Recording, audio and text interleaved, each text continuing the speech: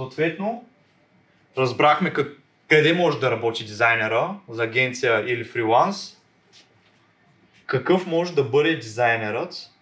И тук съм направил една фуния.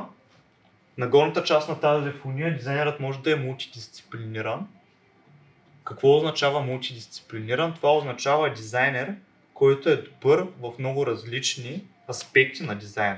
Примерно, този дизайнер е добър да поддържа социалните мрежи на дадена компания, същевременно този дизайнер е добър в това да организира събития за дадена компания, този дизайнер е добър в това да прави маркетинга на дадена компания, този дизайнер е добър в това да прави видеоматериалите на тази компания. Дизайнерът е мултидисциплиниран. Това ти помага да откриеш, да си полезен на една компания в много различни аспекти, но съответно има и своите минуси, защото ти, когато носиш толкова много различни поддлъжности, ти не можеш да се задълбаеш, да се специализираш в една и да покажеш най-доброто от една конкретна длъжност. Затова по-надолу в фунията дизайнерът може да бъде тесен специалист.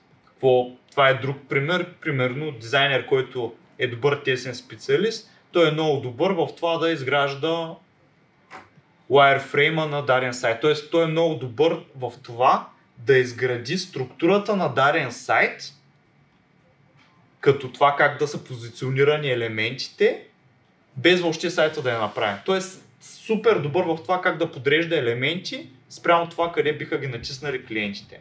Или дизайнерът е супер добър в това да прави илюстрации на